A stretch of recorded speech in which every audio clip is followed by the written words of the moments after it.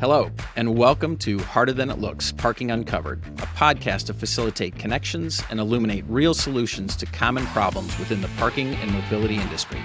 I'm Brian Wolf, President and CEO of Parker Technology, and I'll be your host as we speak with parking professionals from across the industry at all levels to uncover tips, tricks, and best practices to manage what we all know is harder than it looks. Parking a car. My guest today on Harder Than It Looks is Roamy Valera, President of Automotus. Roamy Valera is an internationally respected leader with more than 34 years of parking experience, including 11 in the parking trenches as a public administrator. As a results-oriented leader, Roamy has built a legacy of success, developing market segments in the technology, parking, mobility, and transportation industry.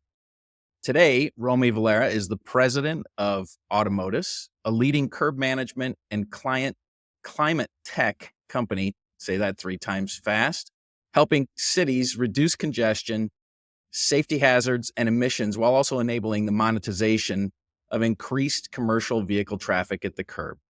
Roamy, good friend, welcome to Harder Than It Looks. Oh, it's great to be here, Brian, and I see we're matching a bit here, so that's a good sign. Yeah, that's a great sign. Great seeing you, my friend. It's good to have you. I must admit that I cheated a little bit when I was doing my background. So I listened to a couple of the podcasts. Your podcast on Podcast X was actually quite good. I learned things about your history that I did not know. But what I like to do typically, rather than asking how you got into parking, because it sounds like your entire career is in parking, I like to hand the mic to the guest, ask them, you can go back as far as you want to go, and just bring us up to speed on how you got to where you are today. So with that, the mic is yours. I appreciate that. It's been a while since those podcasts, but more importantly, it's been a while since I get to have a bit of retrospection as to how I got into all this and how 34 years coming up on 35 years really happened. Yeah. And that's just been a personal tidbit is my wife and I just celebrated our 35th year anniversary, which is the same year we got married, the same year I got into parking. So it coincides.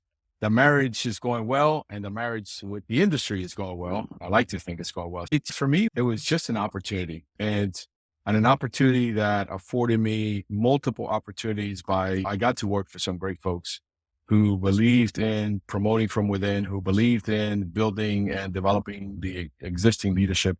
I was 20 years old when I started writing parking tickets. And the first break I had, it was to be a supervisor for the parking enforcement. So I was an enforcement officer, and now I get to supervise the same group of people that I worked with. And that was the learning experience where you go from being in the trenches, as you said, to now supervising those organizations. And that was the beginning of everything else. Everything else after that, it was just an opportunity within the industry that was afforded to me by someone who had some really good, strong leaders and supervisors and bosses. I've been very lucky. And as a result of that, it's, as they say, the rest is history. Yeah. Okay. A couple of things stood out to me. First, your wife got you your first job in parking. Yes, she did. Yes, she did. Second, congratulations on 35 years. That is remarkable. It says a lot about you and your wife. And I'm only 5 years behind you. Right up on your tail. You're looking good for that 30. Well, that's debatable. As you talk about being reflective now as you get older, for sure.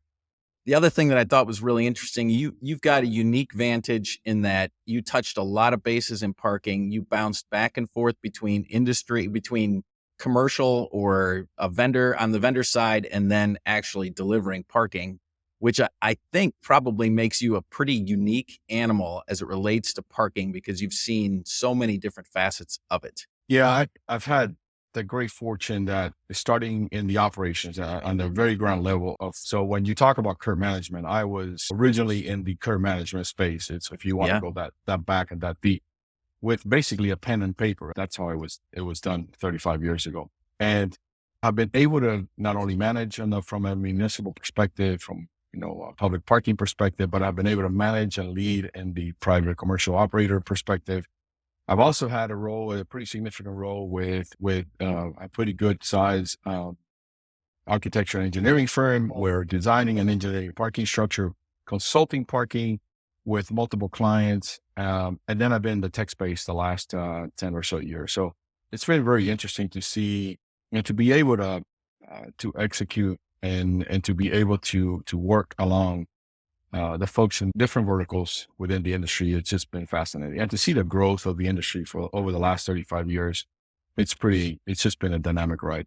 Yeah. Okay. So that leads me right into the first question. Obviously, at 35 years, you have seen a lot of change, right? And so give us a sense for what you think kicked off the whole process and then what's causing the acceleration today. Yeah, it's a great question. I recall early in my start, as we were in the Miami Parking Authority where I got my start, we were talking about literally updating our single space parking meters. And you went from coin operator with a handle that twisted to free fall and electronic display, not electronic anything else, but electronic display. And you looked over to the European market, European friends, and you saw that they were much more advanced by having pay stations back then. You can see that we were way behind. And part of it was a mentality of if it's not broken, don't fix it. That was the industry kind of mantra. So nothing really changed. Things stayed pretty much the same. But I think what happened was obviously as technology started to evolve and technological advances started to take hold of transportation and in other mobility spaces, then it became clear that it was going to impact, the parking industry. And I know that there was a lot of legacy in the industry and a legacy of, I'd say leaders, which were, I don't know that they were very open to that. They were just not aware that, what the impact was going to be. I think that's what delayed it a bit. But after the initial change started to, city of Pittsburgh with Dave Honorado going, in the US, the first pay by plate. And then I guess it was in the early 90s or late 90s. And then from that moment on, it is a copycat industry. So everyone starts to evolve to now where we're a company like yours, right? Who would have thought if you were told me 35 years ago that you would be able to, press a button and someone at the other end will be able to not only speak to you, but also see you and interact with you, right? From a very remote location. So think about those changes, payment, right? How far has payment come from that perspective? Yeah. And it all has to do with how the users been able to adopt these technologies for a better user experience. So removing those barriers from a user perspective, it's really what's driven adoption, I think, to a lot of these new technological changes. Yeah, I think that last point is probably salient. That is, you have companies now that are reacting more positively to the customer. So the customer used to be the parking operator, right? Or the owner of the asset, but now they have to balance both the customer's perspective and the parking customer's perspective, and the experience matters. I was just talking with Andrew Sachs, who's operating a couple of facilities up on the East Coast, and he's an SEO expert. And his comment was that if you get bad reviews in your parking facility, Google won't show you as an available resource for parking. They'll just make you invisible if you don't have decent reviews. I don't know what decent means, but you can't have bad reviews, because if you had bad reviews, you disappear. Yeah. And so the drive towards customer experience, the drive towards making it easier for customers to pay, certainly smartphones, the iPhone has been a catalyst, certainly in parking. You've seen that change through the previous spot with pay by phone. Well, one of the other things I hadn't thought about is, and pay by phone was probably in a really unique position to be able to do this because they had such a presence in Europe. Europe gave them at least the template. I don't know if it was a blueprint, because Europe's very different than the United States, but at least gave them a roadmap, if you will, to begin to drive a better customer experience through the smartphone into the industry. Yeah. We both you and I work for two different bosses. Obviously, what I refer as the client, which is either the private operator or the municipal government entity that's That's our client, and then the consumer. I got to tell you, the gap that exists between those two, it is, to me, sometimes I just chuckle, because when I share the data, right, and you have the same amount of data, when you share the data with the client and you say, this is the behavior, right, and this is what's happening. Some of it, there's a lot of resistance sometimes to the change because they think they know better. However, the consumer is changing so much faster. Again, trying to reduce conflict, try to reduce friction. And all that comes back to your point, which is, how is that experience? And you're right on. And Andrew's right on. The lack of visibility means that your business will die. And I was just thinking, you mentioned that. I was literally looking at an open table or something.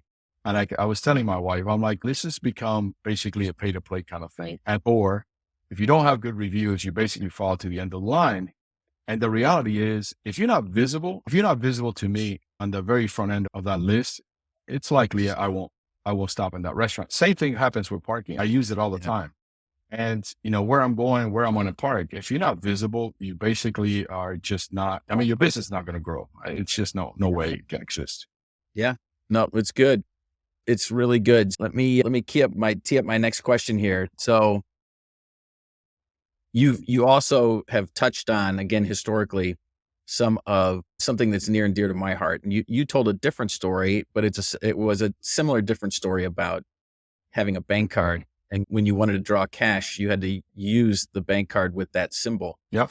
So we share a vision around the ability to make paying for parking ubiquitous, regardless from the customer's perspective, regardless of technology is on the backside. So give me a sense for where you think we are on the journey and what it's going to take from a connectivity perspective to actually make that a reality, and who's going to do it. Yeah, it's a great point and a great debate. If you look across to the UK, they just approved this national platform where basically all payment options are going to be able to log in or play in this sandbox, which is this national platform. So if you exist and you're in the payment world as it relates to at least parking in the UK, you're going to be able to say, okay, here's my app, and your job and your responsibility is to your point, make sure that your consumer acquisition is based on the success of the product that you're providing, and where the consumers say, man, this is the best product, and this is why I'm going to use Parker technology. That's just the reality. So they're a bit advanced. But the challenge that we have in the US is that it's very difficult for us to agree that there will be a national platform. I don't see that happening.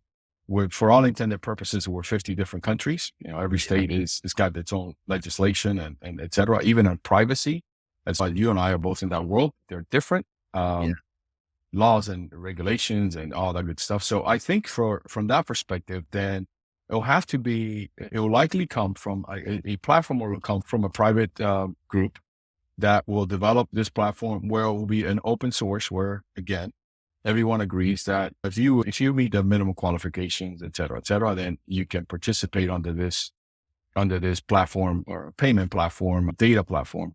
And there are some standards. The OMF has established some standards as it relates to how we share data and what data are collected as well, along with EPA has data standards, alliance of data standards.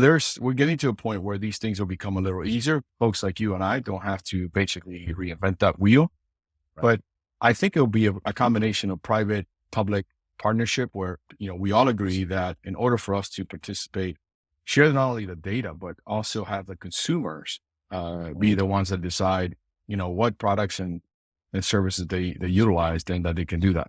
The one challenge we haven't figured out yet is how we solve that last mile challenge, which is, and talking or reviewing the data that's provided by either Google Maps or Apple Maps or even Waze. In the world that we're in, a significant majority of the people who use these maps to guide themselves to, for example, to a parking garage or a parking lot or a destination, they drop off that map, that last mile. So basically, they continue to do business by the visual effect of, oh yeah, I know where I'm going, or I see that, I see a parking lot, I see a location, and they basically abandon that experience, that map experience, and then they go into their own self-awareness to be able to choose. So visibility is important, but also how do we solve that last mile as it relates to that? And can we do that with the introduction of a platform where, again, the payment options are going to be driven by consumer behavior and consumer choice. You and I have our, preference as to what apps we use. I think that's where, I think I don't know how close we are. Who knows? Sometimes I feel things are accelerated and then sometimes I feel things die down. The challenge for you and I is basically, policy. And I've been a big proponent speaking about policy for over the last year is we're still managing technology. We're trying to manage today's technology, emerging technologies with policies that were in place 35 years ago, 34 years ago when I started in parking, and that doesn't work. Yeah. On a scale of one, talk about something that's hard, right? Changing policy, because now you're touching constituents who vote, and those elected officials are reticent to make any changes because anything that's perceived as negative will be really hard. So do you have any insight into places that have had success doing it? I do. I go back. I'll go back to Dave Honorado of Pittsburgh and the Department of Mobility in the city of Pittsburgh. They've used data to support the changes in policy. And I think there's so much data, but the problem is that the information that data is provided, it's either not looked at or it's very difficult to know how do we execute on that data. Yeah. And I think that's the challenge that we face. We're not as nimble as it relates to that. Where other industries say, here's the data, we can make a decision and boom, go the other way. We're just not that nimble. Part of it is because we're operating inside, with these guardrails that were established 30, 40, 50 years ago, sometimes 100 years ago when the city was incorporated. Yeah. And there was no way that any of this that we're seeing today, it would have been able to be captured at that point. So I think what we're seeing is that the difficulty is if you are a forward-leaning city or organization where you're using the data that you're collecting to make those decisions, and then the elected officials are saying, yeah, this is the data.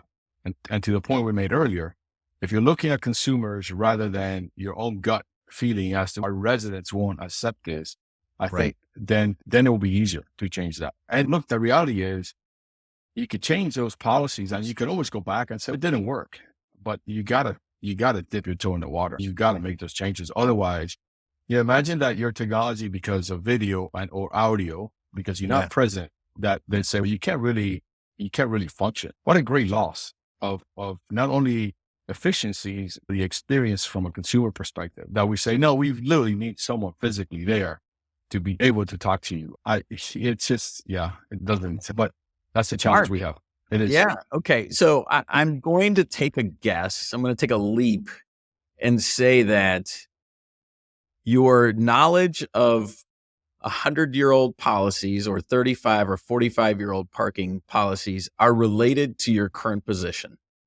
So I can only imagine that you're facing these similar challenges at Automotus. So just tell us a little bit about what you do when you're having fun, and then the rest of it with policy and all of that. Tell us a little bit about Automotus. Yeah, Automotus, it's, as you said in the introduction, an emerging technology in the curb management space. And curb management used to be related, used to be mentioned as the public right of way. All we're doing is solving a problem on the public right of way or the curb, which has been, as a result of the pandemic in 2020, the rise in commercial activity in most of our cities has more than doubled. And that's just the reality. And a quick story, I've said this. During, a little bit after the pandemic, I get a call from my dad. The phone rings, and I ignore. My dad typically calls when something is not right. I finally step out of the meeting and say, guys, I'm sorry, I have to take this call. My dad's calling. So something's wrong. So I get on the phone. My dad says, hey, by the way, I'm here at the house and I think UPS made a mistake. They left like 15, 17 boxes in your front door. And I'm like, whoa. I said, okay, I don't know what that could be. He goes, like, literally, the front door is littered with boxes. I said, Dad, put them all inside. We'll figure it out. And I get home, and of course, every 17 or 18 boxes had my wife's name on it. That's the moment where I realized that, and by the way, that drop off of those boxes were not done by one commercial vehicle, they were done by multiple. So the increase in that activity has created incredible demands for what's happening on the public right of way. And we at Automotus are working very hard to solve that problem, to reduce the double parking that happens as a result of the congestion, the safety hazards as a result of those conditions, and then automate and monetize the dumbest piece of real estate in the world, which is the public right of way in a commercial loading zone, which there's been little or no data other than the occasional parking ticket when that's issued to a commercial loading zone. And what we've done is, and the data that we've collected, it just continues to prove, as recent as the city of Pittsburgh, a reduction of double parking by 70%. And since we started there, which is great. It means that again, by the fact that you regulate something, that you price something, then things move along and then things become available. And the reception from these commercial and gig economy workers it's been super because of the fact that they really want to find a place to park and do their business and move on. Efficiencies all around from a consumer perspective. Yeah.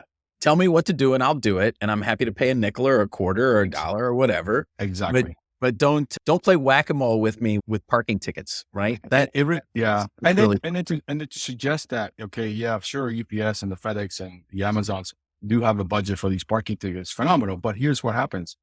If you talk about the equity of that is the folks who are working, driving Uber and Uber Eats and DoorDash, et cetera, they do not have a budget for parking tickets. Right. What they do want is to be able to come in, park their vehicle, go into that 5-7 minutes and come back and leave and pay for the micro stay that they stay for the 5 minutes and 7 minutes. And that is what we have to do in order to, again, improve the last mile mobility issues that we have and challenges, which is it's a cluster of conflict all across the public right of way.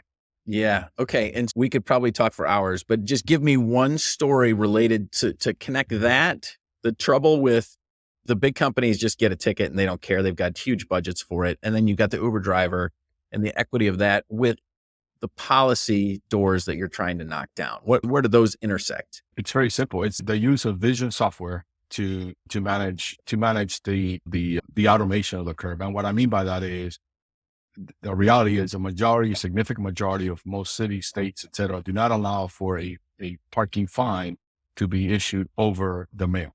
So the legislation talks about that if you issue a parking fine, it has to be placed on your windshield. And it specifically states that way, that an officer has to physically place that in the windshield. But here's the challenge of that too as well. We're basically now have LPR vehicles and enforcement LPR vehicles, license plate recognition, which we have an officer and we ask this officer in this massive demand of traffic to basically stop in the middle of the street, he or she to get off their vehicle, right, on the left-hand side, because we do exit on the left-hand side, while other traffic goes around that vehicle to place a ticket, a paper ticket on your windshield. However, we know that most of the majority of us receive invoices by mail. Your credit card invoice comes by mail. Your monthly parking comes by mail. If you fail to pay, with your technology, I'm sure that there is an IOU that comes by mail.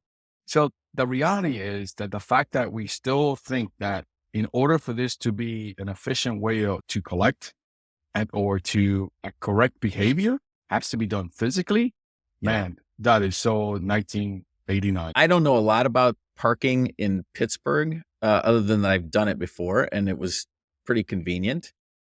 I would imagine, given it to Steelstown, there's lots of red tape. And if Dave got it done in Pittsburgh, that gives me hope that it can be done in other places. It can be done. And even if you go down to a town like Bethlehem in Pennsylvania, Pikeville, Kentucky, shout out to Pikeville, Kentucky. Most of us did not know what Pikeville, Kentucky, but Pikeville, Kentucky has automated their parking with vision software, not only commercial loading zones, but also time enforcement. So it can be done. Legislation can be updated to support emerging technologies that allow us to basically become much more efficient, not only as a client, but also as a consumer.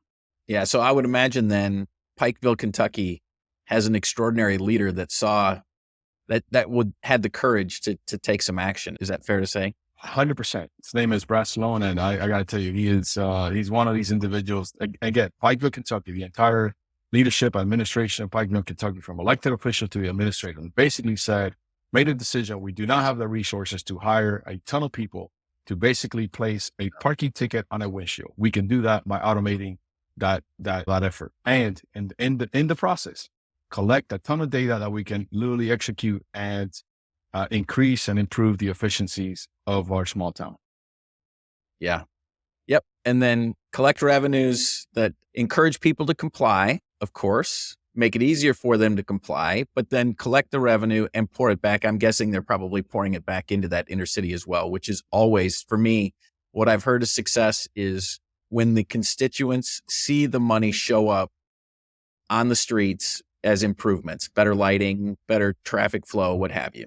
Yeah. And in reality, then you get for the commercial vehicles to pay their fair share. If residents go to downtown to park, they pay. If visitors go to downtown to park, they pay. If employees go to downtown to park, they pay. Commercial vehicles don't pay anything. Yet they use a highly valuable piece of real estate. Yeah. And in the meantime, if they're not compliant, they can create chaos by double parking or overstaying their time at the space.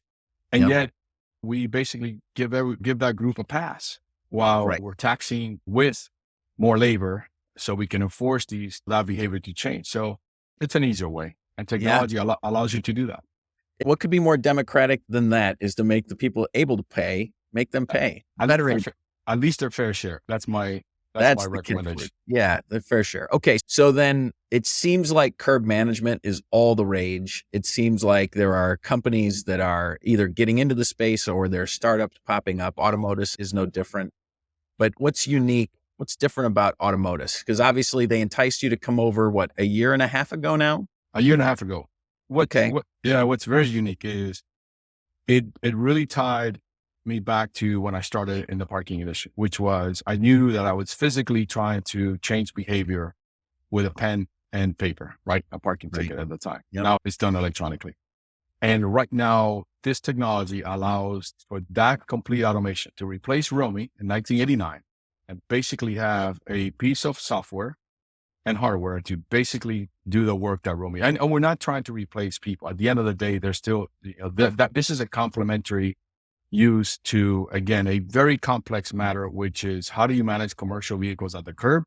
How do you keep the friction and the demands that are happening in our public right of way that now includes bicycles, mopeds, scooters, pedestrians, and vehicles, and then commercial vehicles. So all of that happening in a very high demand space. And that's what we're doing. The difference for us is we're automating everything from the data analytics to the monetization and the enforcement of the curb.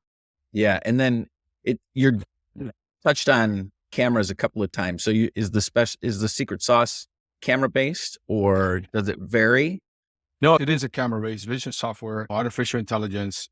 And again, the data collecting is not only someone parked there and how long will they park there, but again, the type of modality. We break this down by modality.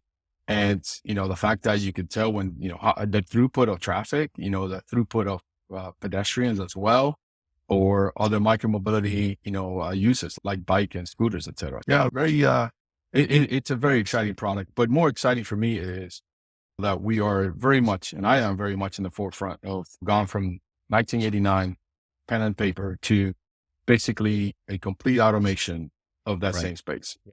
Yeah, that's good. I think about a couple of different things.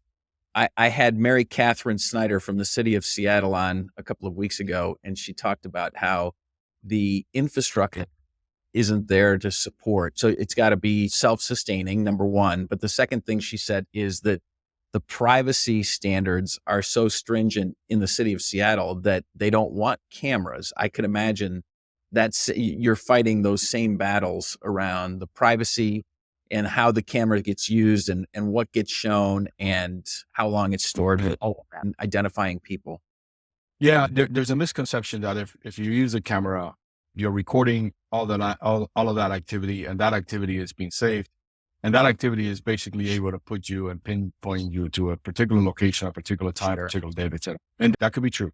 However, the technology that we're using, it's processing, that's another uniqueness, is processing that data, or the metadata that we're trying to collect for a use case, specific use case at the edge, which means at the edge means the computer itself is located within the camera. And we're saying, hey, what we're trying to capture here is the time that a vehicle entered and the time, how long that vehicle was there when the vehicle leaves. And, or if a vehicle is blocking traffic or blocking a lane of traffic, et cetera. If there's payment, of course, a license plate is required because that's how payment is collected. And we collect that specific data as to the use case and we process that. And then that's what we share. We don't upload any videos. We're never capable to go, hey, can we go back to this tag on this location? That's just not possible. From a privacy perspective, in our case, we've been able to identify some of those concerns. And at the end of the day, here's the reality of it. If we really want to be serious about dealing with congestion and we're dealing with changing the behavior of these drivers and managing the demand that's happening, we're going to have to figure out that there's some technologies and some level of privacy at some point that is going to be, if you're driving a vehicle, it's a privilege to drive that vehicle. And you're a particular use case here, you're going to have to be exposed to the fact that just you go into a parking garage, your vehicle tag is going to get recorded at some point at entry, at some point at exit. So we're not asking for anything more than that. Yeah, it is. I can remember back in many years ago, I was a pharma. I sold drugs for J&J. They were legal. And the physicians would be really upset about what we could see as far as their prescribing habits. And I always equated it to the fact that the credit card companies know so much about us, and there are so many other entities. My phone is listening to me right now. I'm sure I'm gonna get a pharmaceutical commercial in the next time I open a browser. And so it almost seems like they're fighting a war with a pickaxe while they've got bulldozers coming all around them. That's probably a bad analogy, but the point is, they're trying to stop something that's already existing already. We're basically with our phones, but with our cars, the majority of the inventory of the cars are on the street. They're all connected. They're collecting data all the time. They know where you are. They're collecting as much data as open parking as they're driving by. There's a false, I think, pretense that again, there are privacy laws, and we adhere by privacy law. We support privacy laws, stringent as the GDPR in Europe. California has some stringent laws, but at the end of the day, there's just no way that we can exist in a world where, with the demands of the vehicle congestion, traffic, that try to decarbonize our cities without basically figuring out a way, how do we manage all this much more effectively with the technology that's available? And again, from a privacy perspective, we all remain at those high levels. Yeah, do it anonymously. It's just not going to happen. Yeah, I get it. All right, you jumped over a year and a half ago. I had an opportunity a couple weeks ago to spend a couple minutes with Jordan Justice, and he's obviously smart as a whip. But you jumped into a company that I think Jordan started that's relatively small when you compare it to Pay by Phone, certainly, or to SP Plus or Standard. Tell me about the difference between running a global company and being a part of a scale up. What are the biggest differences?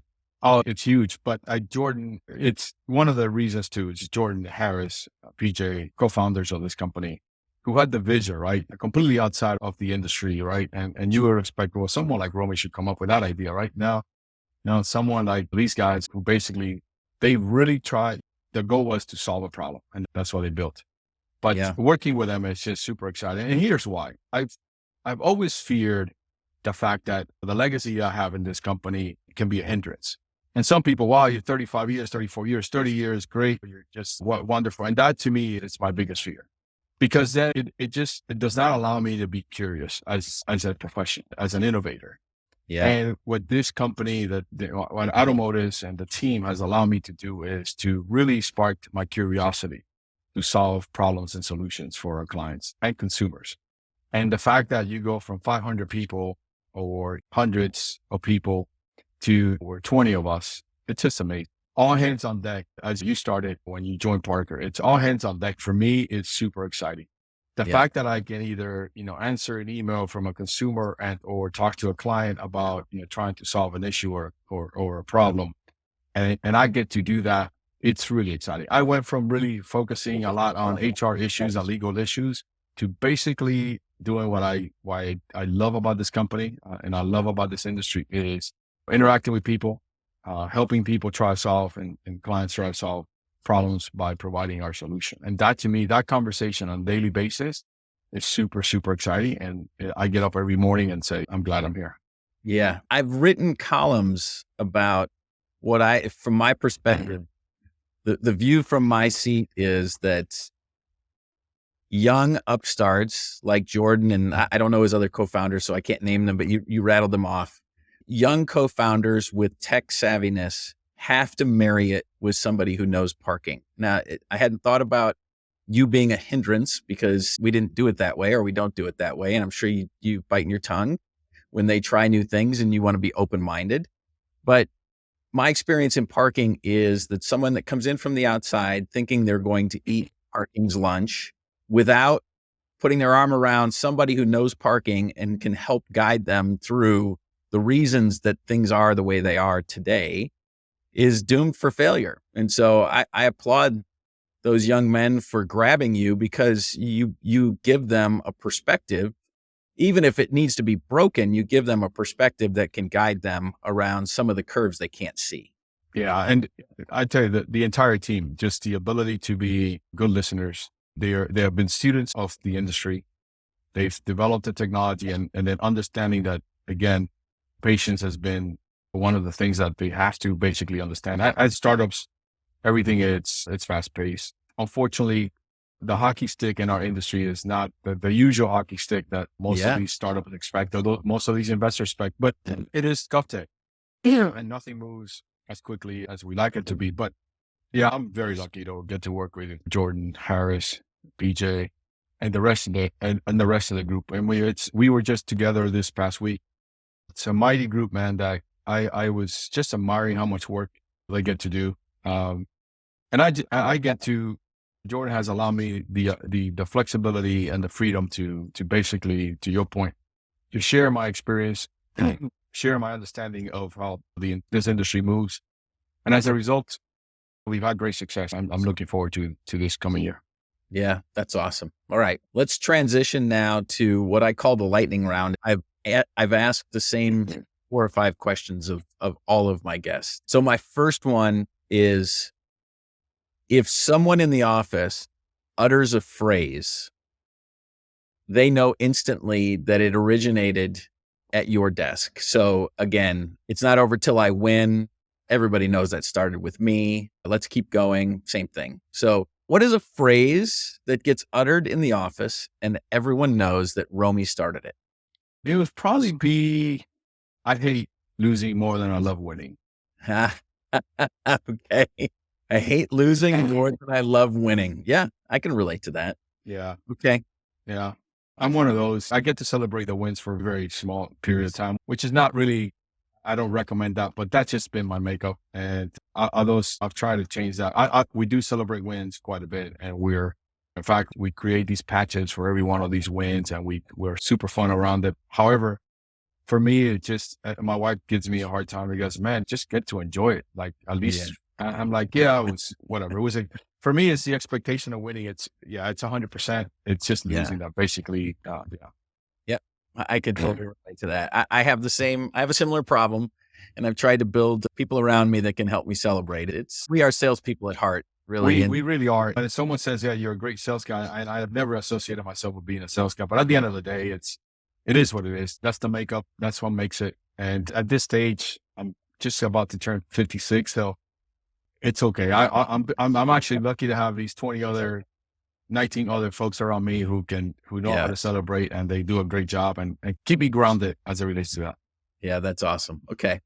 All right. Next question is, what is the hardest thing that you've ever done in life? We'll get to parking in just a second. Unless of course it's parking, but what's the hardest thing you've ever done? The hardest thing I've ever done, man, was as a 12-year-old, say goodbye to my grandparents, my family in Cuba, and embark to a new country. To this day, I'm scarred by that experience. The separation of family for me is just, it's one of the greatest travesties that I've experienced as a result of where I'm Cuban, as a result of the politics of my country. Yeah, that's to me is the greatest thing the hardest thing I've ever done. Kissing my grandparents goodbye. Wow. I bet. Now, you're a new grandparent, right? Yeah. So now you can see that it from a completely different perspective, right? Yeah. It's to this day, it tugs on me just to think that, I think about my dad's and my mom's heroic effort to basically pull us out of that environment, to put us in a position where we're at today. We are the American dream, and to basically it basically juxtaposition that to the fact that you're hugging and kissing your grandparents and your cousins and your aunts and your uncles and saying goodbye. It's to this day, I never forget that day. And every time it comes around on August 31st, every year, it's like if it was yesterday. Wow. Yeah. Okay. So now I've learned something I didn't know about Roamy Valera. So 12 Yeah. years old, your parents scooped you up and brought you across? Mom, dad, Wow. and my sister. Yeah. Wow. Okay. Okay. You got me. That's hard. All right. So what's the hardest thing? Maybe we've already talked about it, but maybe you've got something else. What's the hardest thing about your parking job today? The hardest thing is it's really conveying, it's really around the policy and trying to convince and to basically get folks to understand that if we don't change, the guardrails that we're working with, then we're not really allowing room for innovation in our industry. We're really shutting down innovation because folks like you who did come from the outside with a great track record can look at this and say, I don't have 5 years to spend. I really don't. When something could be that simple, when you have data that can basically support, why don't we change this? So to me, that's the hardest thing, to basically convey that message and the importance that we're killing the innovation in our industry if we don't really support by changing our policies and our legislation. Yep. Okay. I have an inkling. I know what the answer to the next question is going to be, but I'm going to ask it anyway. All right. So if you could wave your magic wand and fix one thing in parking, what would it be?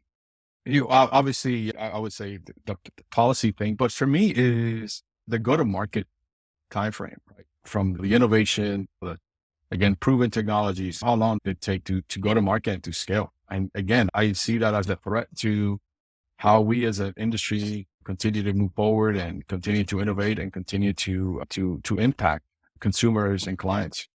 Yeah. Okay. So that tells me that anybody coming into parking with a war chest had better expect the adoption curve to go lower and slower. Is that fair? 100%. In 2017, when I went on my own as a consultant, I was very lucky to work with about 10 different technology companies, and most of them were international companies. And they all walked in with a deck that said 0 to 2 years, this is what it's going to look like. And I would just basically say that is not going to happen. And I had a number of arguments. I was fired from a number of those relationships because according to those founders, I did not understand or did not see their product as what the product was meant to be. And because there was a misalignment in that vision, then I was no longer their favorite consultant. However, I think none of those companies are at least in North America, because they did not have the understanding that literally the process was 3 to 5 years in order to make a dent. Yeah, no, it's true. I've heard it said before, but you've got to show up for at least 3 years before you can begin to get traction. That certainly has been my experience. Yeah, it's a market that is driven by, again, if you want to scale to the largest, if you're in the GovTech space, it is a market that's driven by a very public procurement process, which doesn't happen every day. Yeah. Yeah. No, that's good. Okay. So when you're not parking cars, what do you do for fun? I am very blessed, man. My son is in the industry. He works for Parking Guidance, has been in the industry. Yeah, Matthew has been in the industry. So I get to spend, he also plays golf. Actually, he reads the greens because he played golf with you one day, and because Brian told him how to read the cup, he reminds me how to read the cup and the greens. Every time he says that this is how it's, I'm like, yeah, because Brian told me, right? You're like, he's a better golfer than you. I said, no, he is. I know that. I don't think that's true. We haven't figured it out yet. Yeah, we still 100%. I'm such a hacker, but I go out there. I love going out there with him and my friends. And you and I have to get out there. But and then the other thing for me is I love my going to dinner with a family. Our gathering, we went right before our anniversary. So every time I can get we have a chat, we call it Table for 8, because it's the 3 kids, the significant other, and Luca, my grandson, baby grandson. So anytime I can get around and get that Table for 8, that's just the best time. Yeah, that's awesome.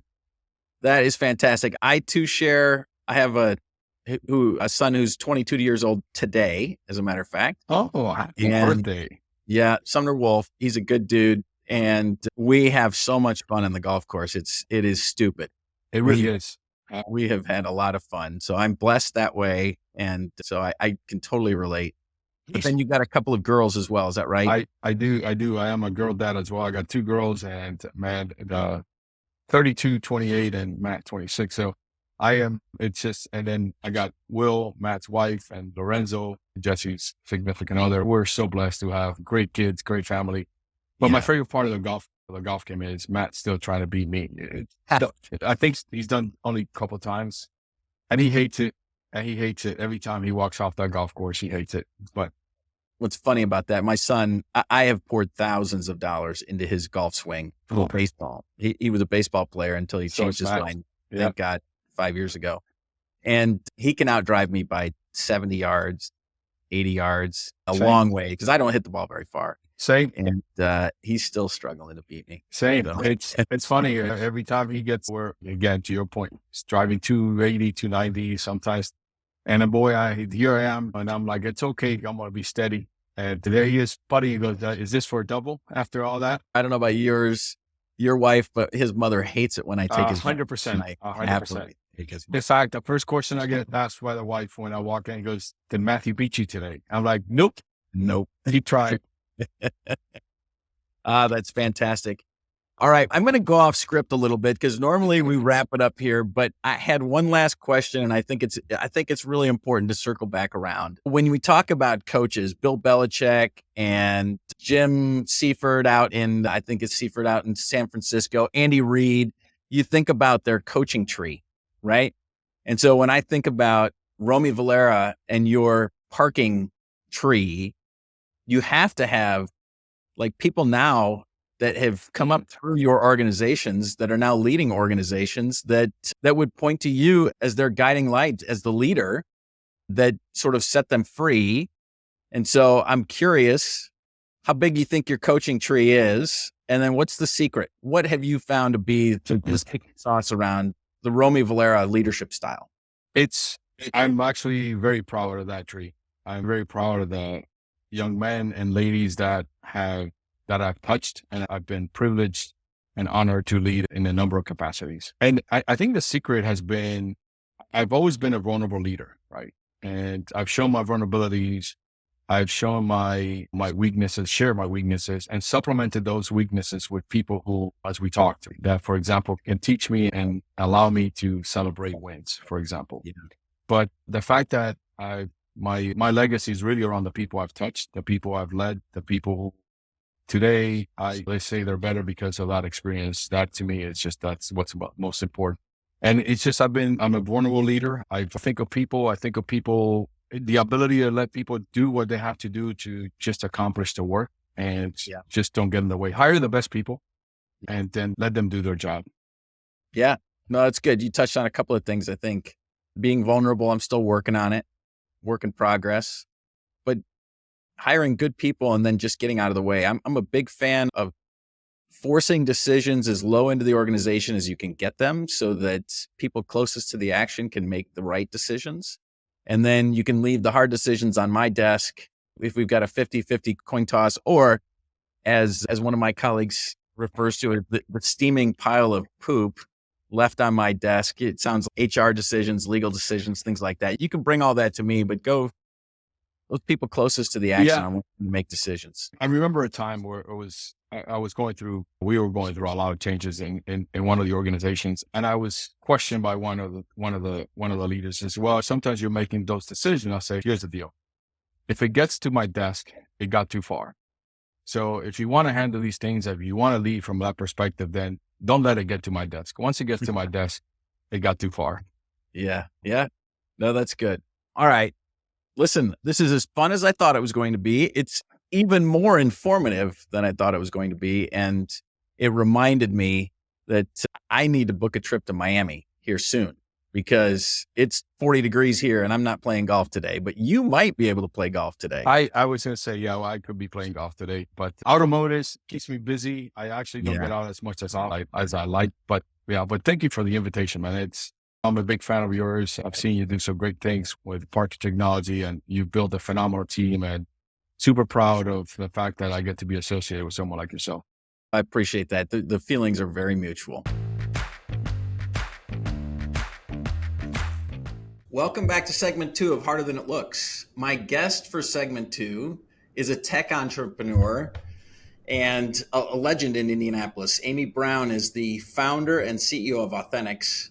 We invited Amy to be our guest because in 2018, Amy decided to leverage her decades of industry experience to tackle healthcare through technology. Authenticx is a conversational intelligence platform that analyzes and activates customers' voices at scale to reveal transformational opportunities in healthcare. We're going to get into that.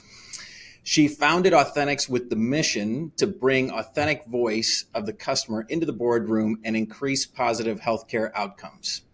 To date, Authenticx has raised more than $20 million of capital and was named TechPoint's Company of the Year at the Mirror Awards held last month. Before Authenticx, Amy had built her career as a rising executive in the healthcare industry, during which time she advocated for underserved populations, led and mobilized teams to expand healthcare coverage to thousands of Indiana residents, and learned the nuance of corporate operations. Amy's experience includes multiple COO roles, serving in the cabinet of one of Indiana's governors, summoning Mount Shasta, and raising 4 children. All of those things sound hard, which is exactly why Amy's on the show. Amy, welcome to Harder Than It Looks. Thanks, Brian. That was a very kind and generous opening. Appreciate it.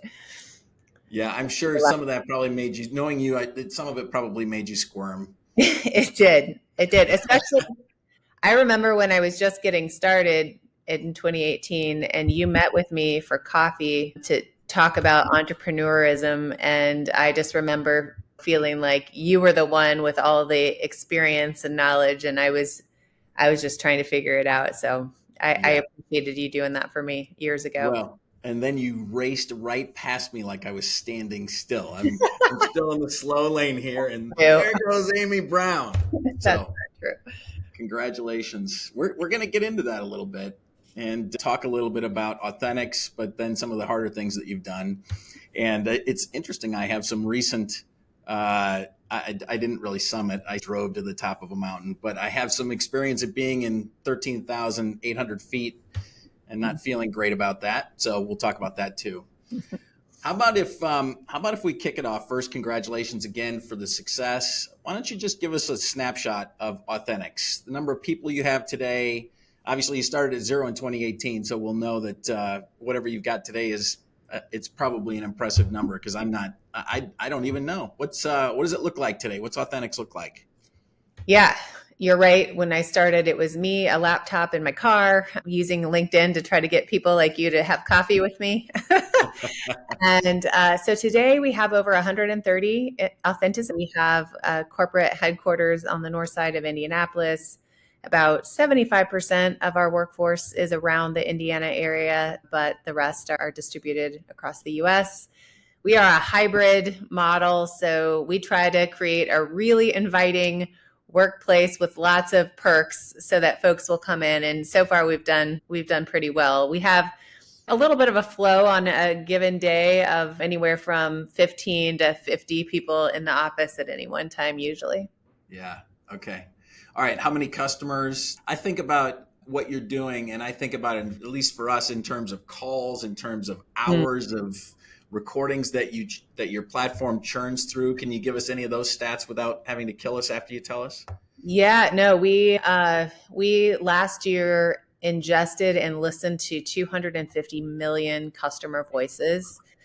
We serve 8 of the top 10 pharmaceutical manufacturers in the country, the biggest brands you would know that you see on TV. We serve the top 3 health insurers that everyone would know, and a slew of other healthcare companies in this country. And this year we're on track to ingest over 500 million customer voices. And so that's a lot of data. Those are a lot of voices. If you think there's 300 million people in this country, that's a lot of people who are reaching out to corporate healthcare for help, right? And so having that amount of data allows us to see the landscape from a big macro scale. And it's pretty interesting what we can see. I'll bet it's messy. It's messy, but it also you start to see patterns in the data that are so telling. And we would consider conversation data real world data. Yeah. And so what we're really trying to focus on is getting the right eyes and ears on this data, because there's a lot to do with it. There's a lot we as a country can do to improve how we navigate as consumers our healthcare system.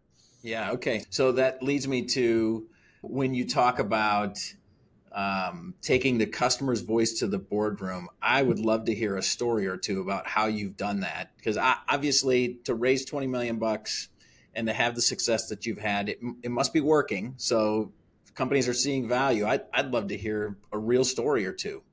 Yeah.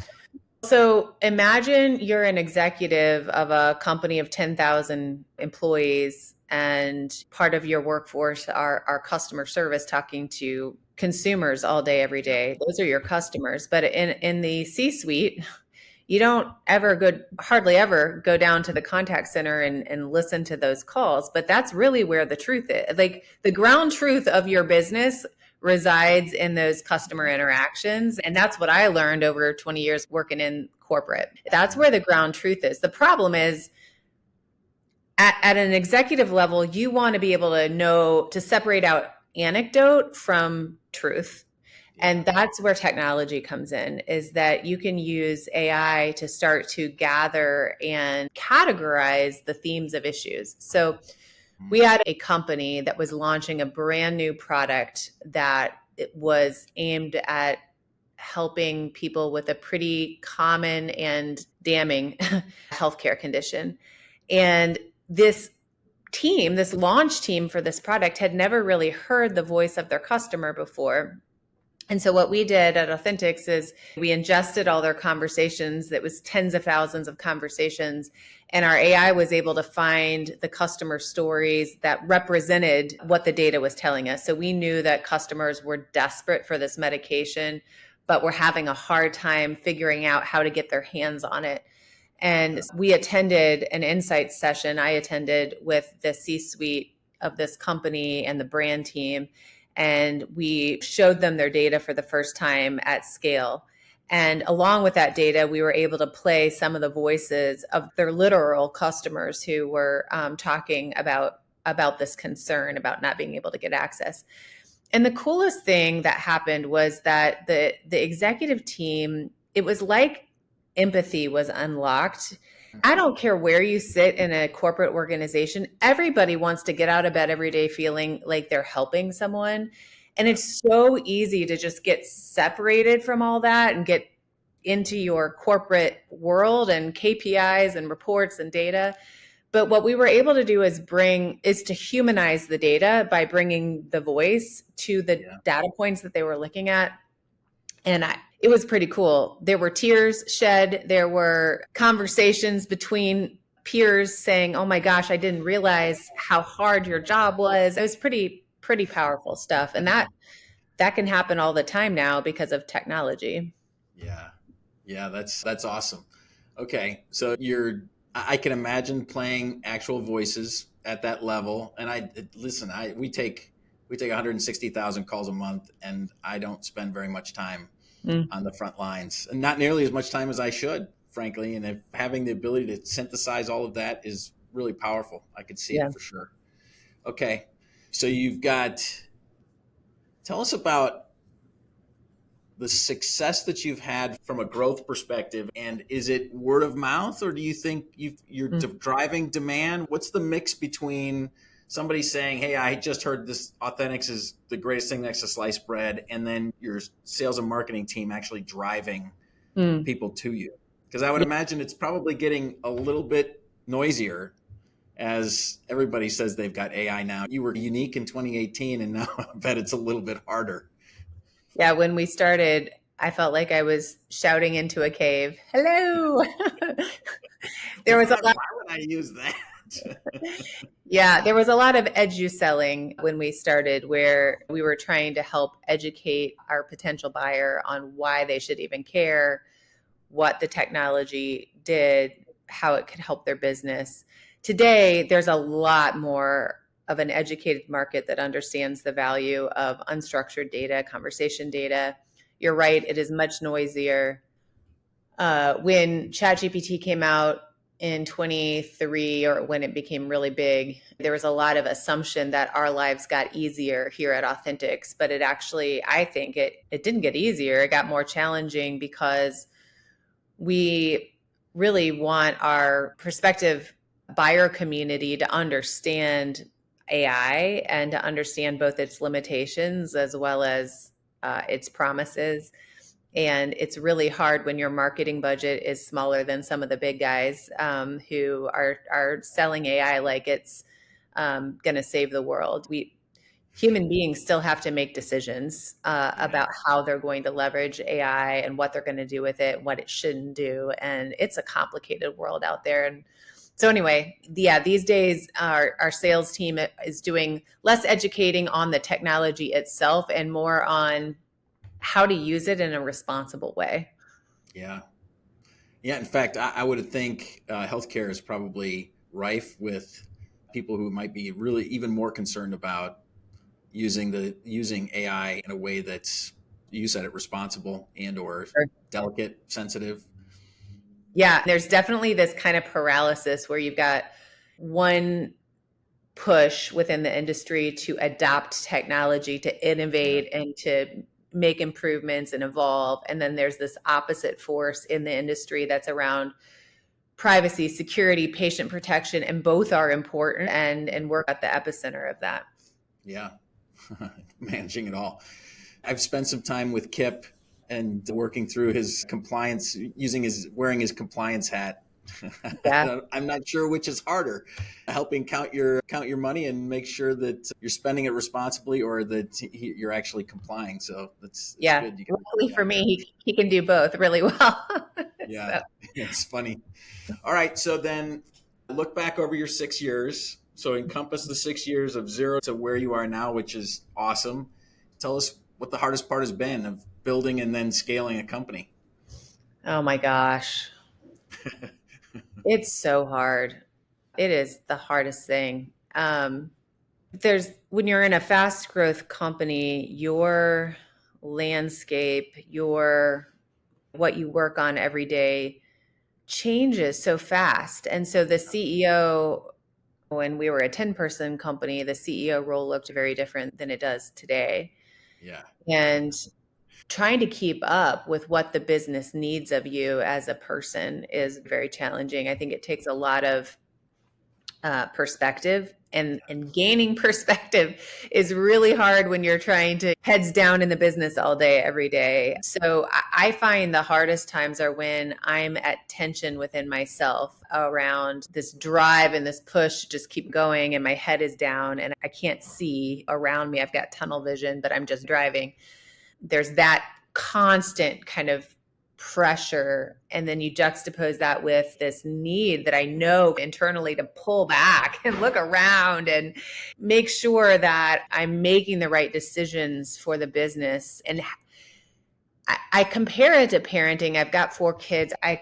Because when you're a parent, your ultimate responsibility is to prepare your child for their highest potential. Yeah. But it is so easy to get wrapped around the axle with your own agenda, right? And to push your kid into what you think they should do at any given point in time. And the same is true with business. Ultimate responsibility as a steward of this business is to allow her, I have personified Authenticx as a her, to allow her to achieve her fullest potential, which sometimes means I have to let go or, not do something that is a natural tendency for me to do. Yeah. I can feel your pain. I can see you wrestling with yourself even as you speak. And I can totally relate to one moment you've got to be the face of the organization, which means you have to have ultimate confidence and you got to drive and you got to be the person. And then you realize that there are times when standing back and actually getting out of the way is probably better. And for me, I'm only halfway to you. If you're at 150, we've got 75 employees. So I'm working on it. But the hardest part is being aware of the damage that I'm creating by whichever persona I'm wearing, frankly, right? There are times when I'm driving and I'm leaving a wake And there are times when I'm not driving and I should be. And it's really hard. It's really hard. It is. And so I think what I love about what you just said, Brian, is like at the root of that, the trick is knowing yourself, really knowing yourself, including all of your tendencies and compulsions to do certain Compulsion things. is the right word for me, for sure. Me too. We all have our compulsions. And for me, building a business has been the most kind of transformative experience of my life because of the depths within myself that I've had to go. And I wouldn't trade it for the world, but the journey within is every bit as challenging as the journey without on the outside. Yeah. So from the outside, you have created an awesome culture. So any authenticen that I come in contact with speaks super highly of the culture that you've built. I wonder what's the hardest part of doing that as you go as you scale from 1 to 150? And I'm listening carefully because I probably could use some advice. Oh gosh, thank you for saying that. Our authenticens are incredible human beings in their own right. I don't know that I have a formula. All I know is that we try to be super intentional around the mission of our organization. I guess I learned through my own experiences as an employee that most people don't get out of bed inspired by achieving a valuation or a certain sales number. Most people get out of bed being inspired to help someone and to use their gifts to make a difference. And so we try really hard at Authenticx to remind ourselves all the time of our why and our passion, and to make sure that everybody knows, whether they're an engineer or an accounting or a salesperson, that they're a part of the mission of helping improve healthcare. And I do think there's something to that. I think that having a missional or mission-based culture is something that gets people through the really hard times of business. Yeah. Okay. Which stage do you think was the hardest? Early when nobody knew you, or now when everybody knows you, or somewhere in between? Did you get stuck in a valley of despair along the way?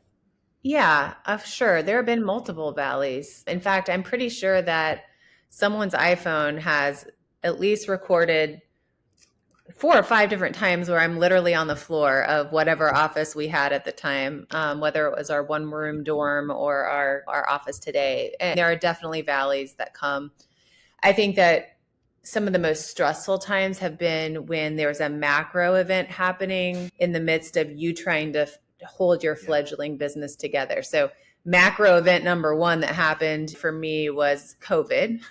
And at that time, we hadn't raised a Series A and we had just a little bit of money and this massive event going on. Raising money is always happening in the context of the macro environment. When we were raising our Series B, the bubble had burst on the venture world, right? And so proving your value, proving your vision became a much more difficult endeavor. And raising Series B for me, that was December of 2022 is when we closed that round. And it was an incredibly difficult journey of getting to that. And there were moments where I didn't know if I was going to make it. Yeah. So I hadn't thought about the macro environment. Of course, you're thinking about it all the time because you're living in it. And so that makes your feat even that more impressive, right? And so congratulations on raising in an environment where everybody is rushing out the door and you're like, no, wait, I have a great idea. Please help. So that's awesome. Here's what I'll say. I'll wrap this up. We'll move on to climbing mountains. I've said this before on the podcast. What I absolutely love, I just love to see executives, CEOs, they start out as this person with their hat in their hand and super humble. And will you listen to my pitch or will you help me? And as success builds, you can see them stand up a little taller and their shoulders get back. And you can start to see a little gravitas show up. in the way they present themselves. And of course, that's all a product of their success. And so I can see the gravitas, and I can see that the struggle is no less real. We certainly, that came through. You brought that through loud and clear, but it's just a different level. And it's really fun to see. I love watching that transformation, because you know that somebody's been through a lot, but to get there is actually, it's pretty awesome. So congratulations. It's great. Thanks, Brian. You can see all my battle scars too. Absolutely. Okay, so now one of the things you said that was hard to do, and I believe it, is summiting Mount Shasta at 14,000 feet. So I was in Hawaii last week, and I drove to the top of Mauna Kea, which is of 13,800. And you have to stop along the way and acclimate yourself for 30 minutes, and then you get to the top, and you're pretty loopy at 13,800 feet.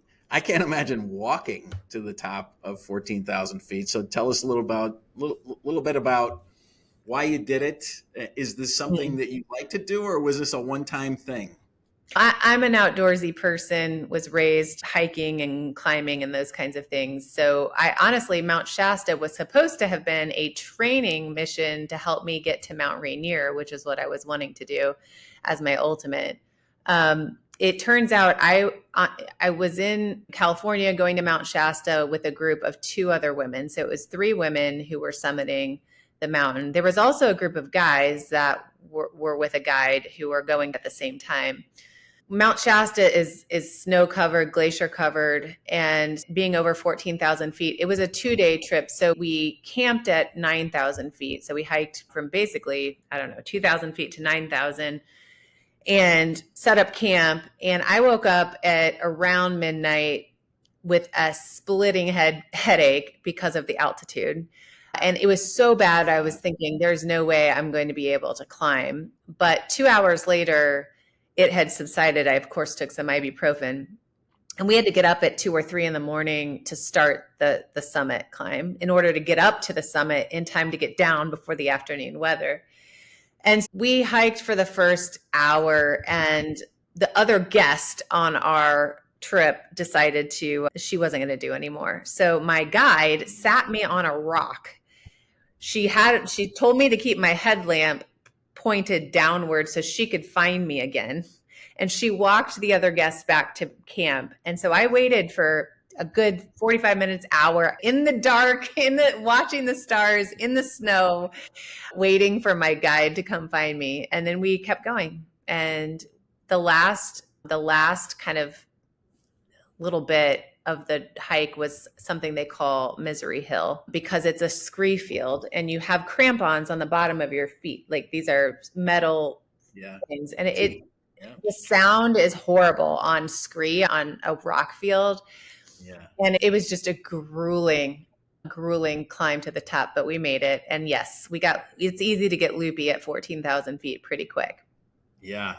Okay. So my experience was, you got all these warning signs that say, hey, the altitude sickness can be fatal and all of that. And trying to figure out, okay, am I sick or am I just feeling loopy? I would imagine as you're climbing, who decides, and how do you decide that you've had enough or you can't go anymore, or how do you decide to keep pushing? What's the envelope there? Yeah, I think guides are obviously I recommend anyone who's interested in climbing a mountain to go with someone who's experienced, because they're trained on like the severity levels of altitude sickness. For me, shortness of breath for sure, and just fatigue and feeling a little lightheaded were the main symptoms. I have been with people who have gotten pretty significantly ill, and you need to get down quickly. But the thing that kept me going, Brian, was the cold.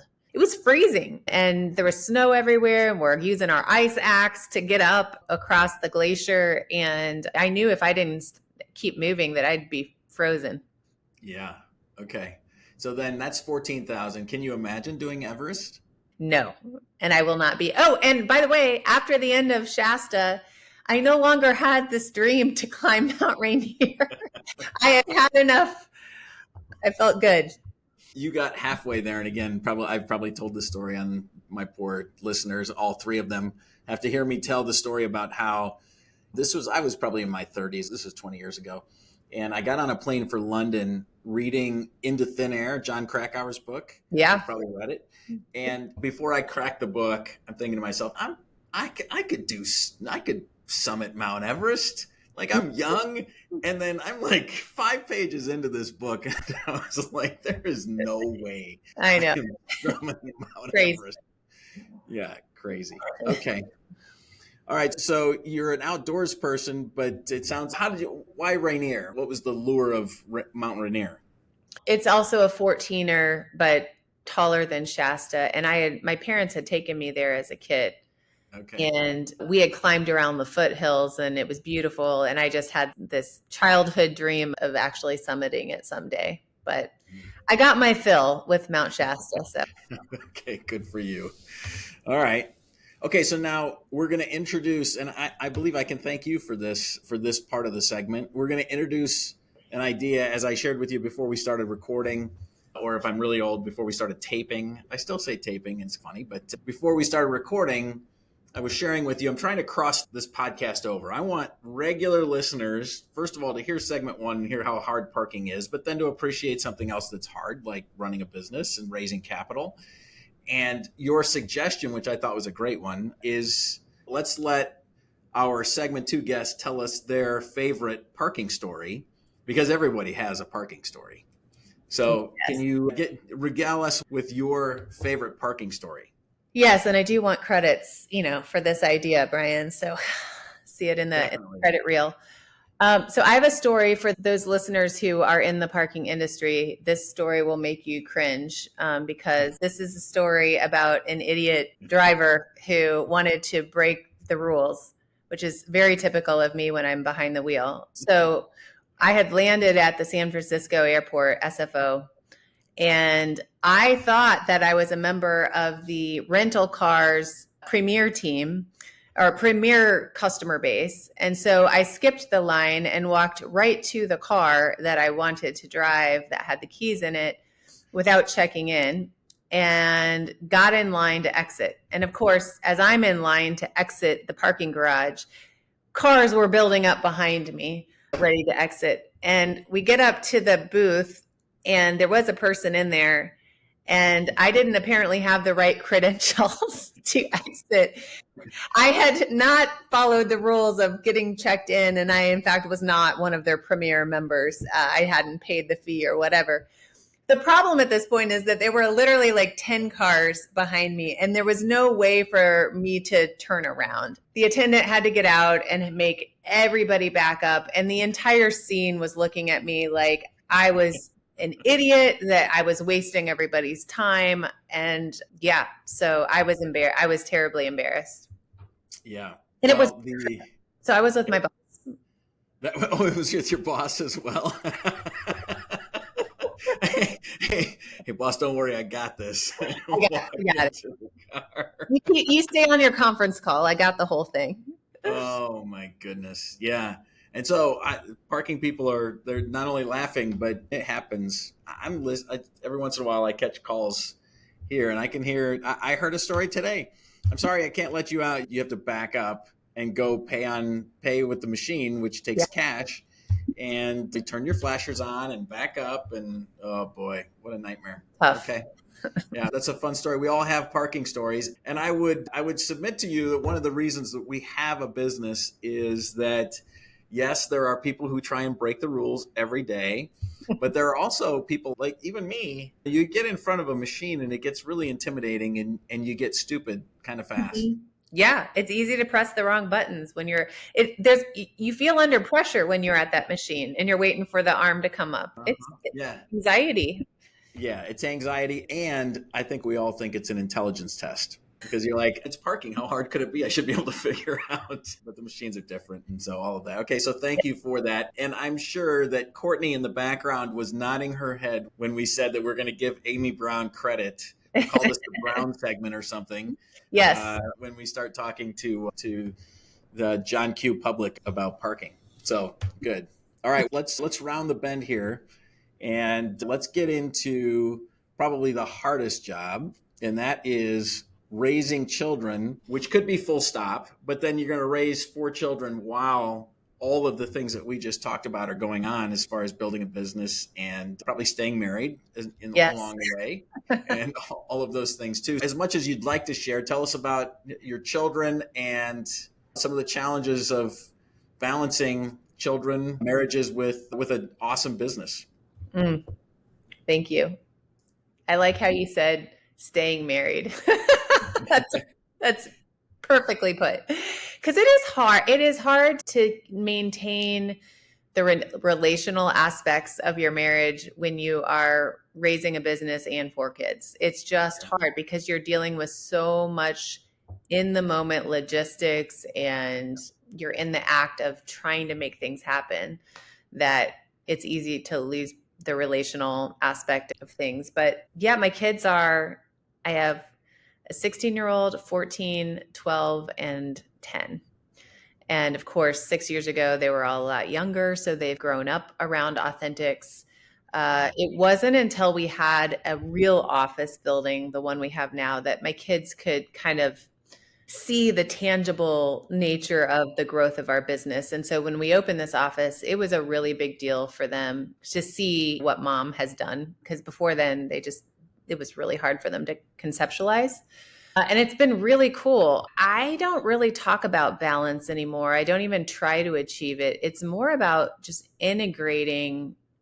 For me, the success has been around not trying to balance, but instead integrate it all into the full life that you live. And so I don't propose to have any kind of, again, formula for success. And there have been weekly failures, daily failures with parenting. But what I've learned is just trying to be as intentional as possible with what you're doing. Yeah. Being in the moment. For It is. sure. Yeah. And so go ahead. part of intentionality is remembering and realizing that those kids are human beings that are unique individuals. And so how you parent number one is different than number two and number three and number four. And it's truly an act of stretching yourself to be in the moment and for that particular kid, Yeah. I think what I liked is at the very beginning of the segment, you related building a business to raising kids, because I think on some levels, we also have to have a little faith that the business will do the right thing without us, and that our kids will figure it out too. And again, it's back to this equal mix of trying to intervene and maybe even meddle versus sit back and just watch some of the magic happen, because my kids, some of the things that they do, truly remarkable things. And I suppose they were seeds that Jill and I planted, but they could have just as likely been things that they saw that captured their imagination, and they're off and running. And so we can worry a little less about taking full responsibility for their actions, and more about just admiring the progress that they're making in the moment. I think it's so beautifully put, Brian. And right now, I was just talking to my husband about this yesterday, actually, because our oldest has a boyfriend, and we're in that, and she's 16. So we're in that phase of exactly what you said, of that precarious kind of limbo of she's old enough to truly do whatever she wants when she's not in our sight, kind of thing. We're trying to figure out how you continue to instill values and what rules to have and what rules to enforce, and when to exert your authority as a parent and when to let go and trust and have faith. And it's not easy to talk about things that are hard. It's very challenging to know when you're in the moment of parenting if you're doing the right thing or what. And it's super easy to, like, before you get there, to say, oh, when I'm there, I'm going to do it this way. My kids are going to be that way. And when then you get there and you're like, I don't know what the hell I'm doing. Yeah. Okay. So do you have girls and boys, or girls and 2 boys? Yeah. Okay. All right. So you're balanced. You have a rich woman's family. Rich. Yes. Yeah, that's awesome. What I can tell you is that all of that hard work is going to pay off, and then empty nest will start. And you've got a couple of years, but I can tell you that it's all worth it. Tell me your ages. 26 and 22. Okay. And yeah, empty nesters, I highly recommend it. You won't be able to imagine it, but I highly recommend it. It really is. Kevin is way more looking forward to empty nest than I am. I'm still in the just grieving the possibility that's going to happen, but Yeah. I'm sure it'll all work out. Yeah. No, Jill was in the same spot, and I think she would side with me if you Okay. would ask her. Just coming around. And again, I think it'll go back. What she'll say to you is, my kids are happy. And my kids are content and they're on their way. And as a mother, then that makes her happy. So that's what makes it, that's what made it easy to get to the next phase. Sure. For sure. So we're super fortunate. We've got great kids. That's awesome. Okay. What haven't I asked you about hard things that I should have asked you as we wrap this segment? I think for people who are going through hard things, it's important to ask why go through it and was it worth it? And so my answer to that question, because there have been so many hard things in growing the business, but also just as a person, like you go through dark times in your life. You go through things that in the moment you're wondering how you got there, why you got there. There are so many things that happen in life that don't feel fair, that you feel like you don't deserve the challenge you're going through. Yeah. And I can certainly relate to all of those feelings because I've had all of those types of thoughts and feelings at times in my life. What I have found about going through hard things is that it is just as important to the development of ourselves and who we are in life as experiencing the joys.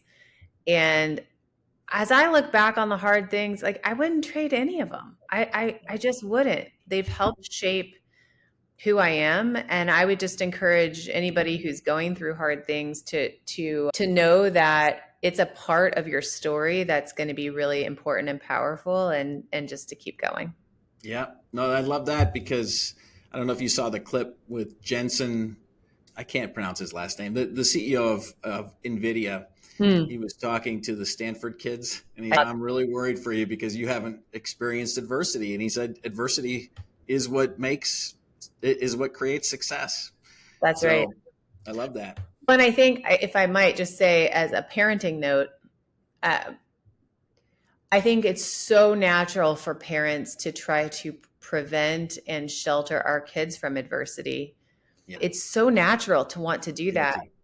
Yes, yeah. Guilty as well. However, adversity is so important. Surviving adversity is so important to becoming a human and to becoming a good worker and to becoming employed and having confidence in the ability to keep going. So I would also to encourage all of us as parents to let adversity happen. Yeah. Instill resilience and absolutely embrace opportunities for resilience. I am so bad. I don't want any of that to happen. Fortunately, there have been a few instances I could say where my kids are a lot more resilient as a result of their experiences, which I'm super happy about. And because I know that as you just said, it's going to serve them super well. That experience that they had will shape them in positive ways. And so it was not fun to go through it, but it's super, the result was super exciting for sure. Yeah, absolutely. Okay, I know you're probably crazy busy, but I gave you a little respite from. This was fun. From I don't remember how large the company was that I was talking to the CEO, and his comment was, "It's all HR and KPIs at this point."